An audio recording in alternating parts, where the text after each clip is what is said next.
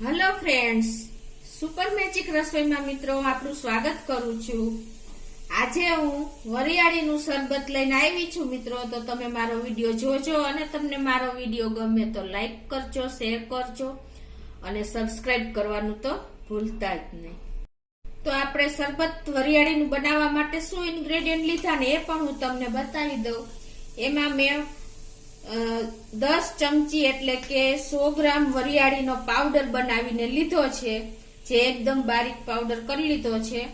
અને એની સામે મેં 1 કિલો સાકર લીધી છે, આપણે ખડા સાકર આવે ને એને પણ મેં આવી રીતે પાવડર ફોર્મમાં કરી લીધી છે।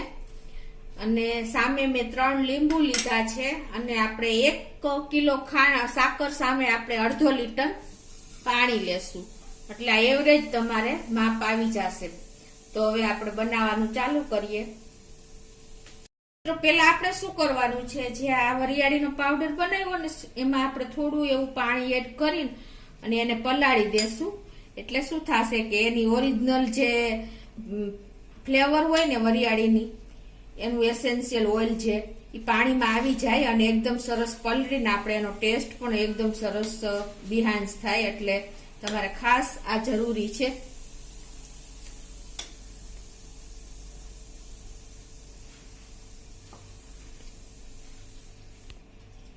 જો આ રીતે આપણે ટૂંકમાં ઉપર પાણી થોડુંક રહે ને એટલું આપણે પલાળી દેવાનું છે અને આને આપણે જે સાકરનું સિરપ કરશું ને એમાં આપણે એડ કરવાનું છે અને આ પાણી શોષી લેશે। એટલે તમારે થોડુંક ઉપર પાણી રહે ને એટલી પલાળવાની છે પાણી નાખી।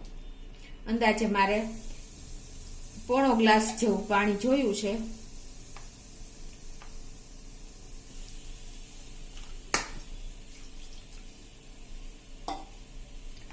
હવે મિત્રો આપણે ગેસ ઓન કરીને આપણે આ જે સાકરનો પાવડર લીધો છે ને એની સિરપ બનાવી લેશું। તો ગેસની ફ્લેમ અત્યારે આપણે મીડિયમ રાખશું અને આપણે આ પેલા સાકર એક પેનમાં નાખી દેશું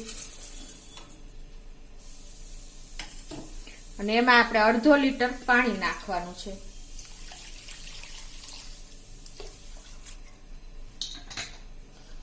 અને હવે આને આપણે ઓગળી જાય ને ત્યાં સુધી આપણે એને હલાવશું।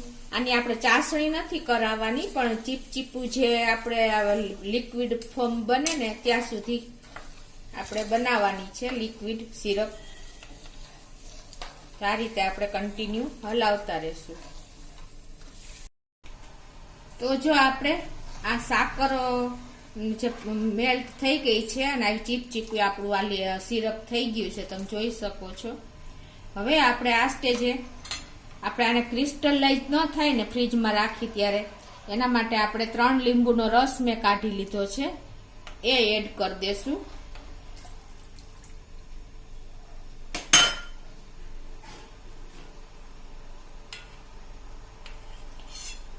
અને એમાં આપણે જે આ વરિયાળી આપણે જે પલાળી છે ને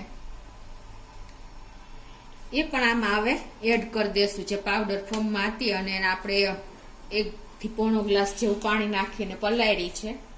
પલાળવી ખાસ જરૂરી છે મિત્રો, એનું કારણ એ છે કે તો જ આપણે એમાં એની ફ્રેગ્રન્સ આવશે અને આપણને વરિયાળીનો અહેસાસ થાય એટલું સરસ એની સ્મેલ આવી જશે।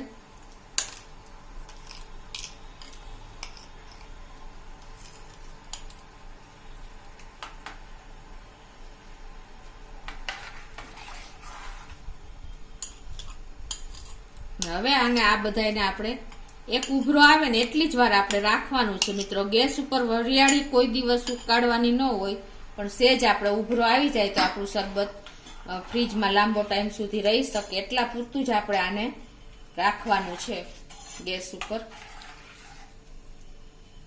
તો હવે આપણે એને એક ઉભરો આવવા દેશું।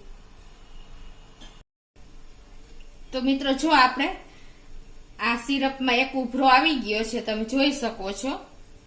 અને હવે એને આપણે સેજ આ રીતે હલાવી લેશું અને ગેસની ફ્લેમ તો મિત્રો મીડિયમ જ રાખી છે। આપણે વરિયાળીને કોઈ દિવસ ગેસે ચડાવવાની જ ના હોય, એટલે આપણે ખાલી આ ઉભરા પૂરતી જ રાખી છે। ઘણા ખૂબ ઉકાળતા હોય છે, પણ મિત્રો એનું એસેન્શિયલ ઓઇલ બધું ફ્રેગ્રન્સ જતી રહે છે અને એનું ઓરિજિનલ જે તત્વ હોય એ નાશ થઈ જાય છે. એટલે હંમેશા તમને આ મેં ઓર્ગેનિક વરિયાળીનું સિરપ બતાવ્યું છે, તો તમે આ રીતે જ ટ્રાય કરજો. હવે આપણે ગેસ બંધ કરી દેશું. ઘણા લોકો ઘણી બધી વસ્તુ એડ કરે છે, તો લવિંગ ને મરી ને કિસમિસ ને ખસખસ ને મિત્રો એ બધું તમે નાખશો ને તો તમને ઓરિજિનાલિટી તો રહેશે જ નહીં વરિયાળીના શરબતની. એટલે મેં તમને આ એકદમ ઓર્ગેનિક અને એકદમ દેશી રીતે જ બતાવ્યું છે, અને તમે ચોક્કસ આ રીતે એકવાર તો બનાવજો જ, કેમ કે આપણે વરિયાળીને પણ ગેસ ઉપર બહુ નથી રાખી. તો હવે આપણે આ ગેસ બંધ કરી દીધો છે અને આને ઠંડુ થવા દેશું, પછી ગાળી લેશું. તો મિત્રો જો આપણું વરિયાળીનું શરબત આ સિરપ કર્યું ને એ ઠંડુ થઈ ગયું છે. ઠંડુ થયા પછી તમારે હવે શું કરવાનું છે, આને ગાળી લેવાનું છે આ રીતે. એટલે તમારે ઇન્સ્ટન્ટ ગમે ત્યારે વરિયાળીનું શરબત બનાવવું હોય ને તો તમારે સેકન્ડોમાં તૈયાર કરી શકો. આ રીતે આપણે બધું શરબત ગાળી લેશું, કેમ કે આ જે વરિયાળીનો પાવડર હતો એનો કસ તો અંદર આવી જ ગયો હશે.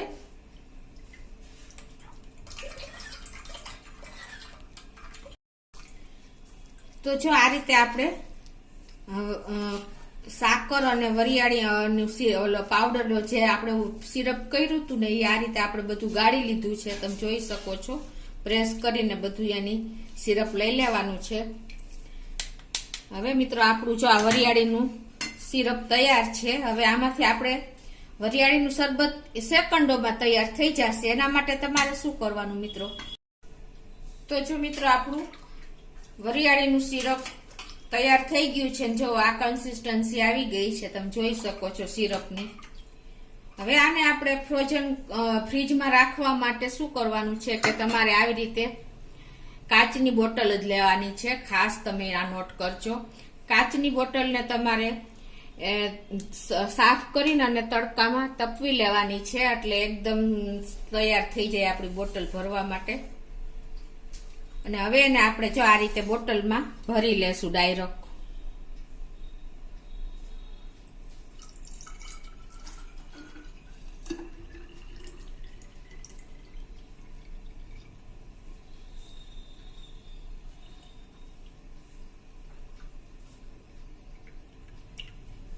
એ જ રીતે હવે આપણે બીજી પણ બોટલ ભરી લેશું.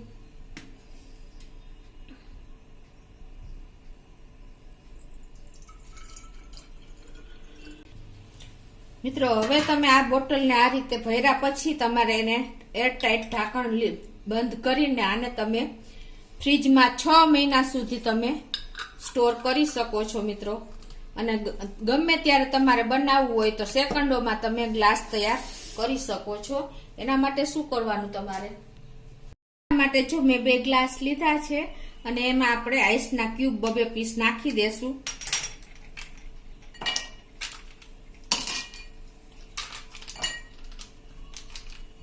અને એમાં આપણે હવે આ જે સિરપ છે આપણે વરિયાળીને સાકરનું તૈયાર કર્યું છે 2 ટેબલ સ્પૂન 1 ગ્લાસમાં નાખી દેશું આ રીતે.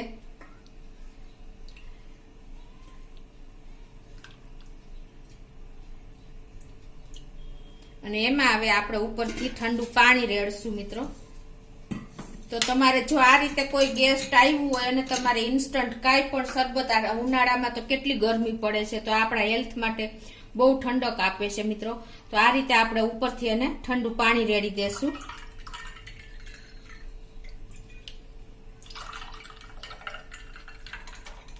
તો મિત્રો તમે જોઈ શકો છો એકદમ હેલ્ધી, ટેસ્ટી અને રિફ્રેશિંગ આપણું વરિયાળીનું શરબત સેકન્ડોમાં તૈયાર થઈ જાય છે મિત્રો.